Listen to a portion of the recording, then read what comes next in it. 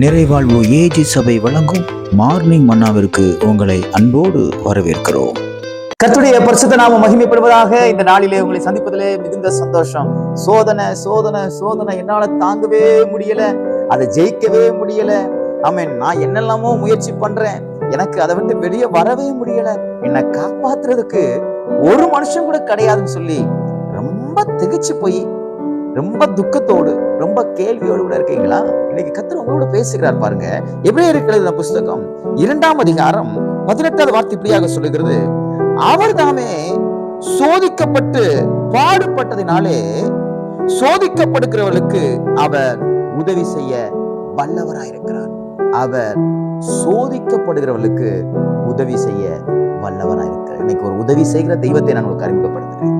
எனக்கு எவ்வளவோ பிரச்சனை வருது, எனக்கு உதவி செய்ய யாருமே இல்லை, நான் நிறைய பாவத்துல விழுந்துடுறேன், நிறைய அக்கிரமத்துல நான் விழுந்துடுறேன், என்னை காப்பாத்துறதுக்கு எனக்கு ஆலோசனை கொடுக்கறதுக்கு யாருமே இல்லை, நான் போற ரூட்டு சரிதானா, நான் செய்யறது சரிதானான்னு சொல்லி அதை சரி செய்வதற்கோ அதை சீர்படுத்துவதற்கோ ஸ்திரப்படுத்துறதுக்கோ யாருமே என்கிட்ட இல்லை, எனக்கு எந்த விதமான நம்பிக்கையும் இல்லாம எந்த விதமான உதவியும் இல்லாம நான் வாழ்ந்து கொண்டிருக்கிறேன்னு ரொம்ப துக்கத்தோடு கூட இருக்கீங்களா?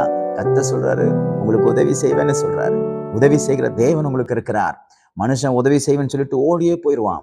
ஆனா கர்த்தர் உங்களுக்கு உதவி செய்ய அவர் போதுமானவராக இருக்கிறார். நிச்சயமா உங்களுக்கு உதவி செய்வார். என்னென்ன விதத்திலெல்லாம் உங்களுக்கு உதவி தேவை என்று நீங்கள் அழுது புலம்பிக் கொண்டு எதிர்பார்த்து கொண்டிருந்தீங்களோ அந்த காரியத்துல இன்னைக்கு கர்த்தர் ஒரு பெரிய ஒத்தாசையை கர்த்தர் ஏற்படுத்தி தருவார். விசுவாசிக்கிறீங்களா? தேவனால கூடும், தேவனால கூடும். நிச்சயமா அவர் உங்களுக்கு உதவி செய்ய அவர் போதுமானவரா இருக்கார். ஏன் தெரியுமா? நீங்க என்னெல்லாம் பிரச்சனையில மாறீங்களோ, என்னெல்லாம் நீங்க அவதிப்படுறீங்களோ, என்னெல்லாம் நீங்க துக்கப்படுறீங்களோ, எவ்வளவு கண்ணீர் வடிச்சிட்டீங்களோ, அத்தனை பாதைகளையும் அத்தனை அவமானங்களையும் அத்தனையும் இயேசு கிறிஸ்து கடந்து வந்தபடினாலே அந்த விஷயத்துல கர்த்தர் உங்களுக்கு உதவி செய்ய அவர் போதுமானவராக இருக்கிறார். விசுவாசிங்க. இன்னைக்கு மனுஷங்க உதவியை நாடி நீங்க தோற்று போயிருக்கலாம், ஆனால் கர்த்தர் உங்களுக்கு உதவி செய்ய உண்மை உள்ளவராக இருக்கிறார். யாக்கோபு மாமனார் லாபான ரொம்ப நம்பினா, லாபான் நமக்கு உதவி செய்வார் அப்படின்னு சொல்லி, ஆனா அவனுக்கு உதவி செய்யல.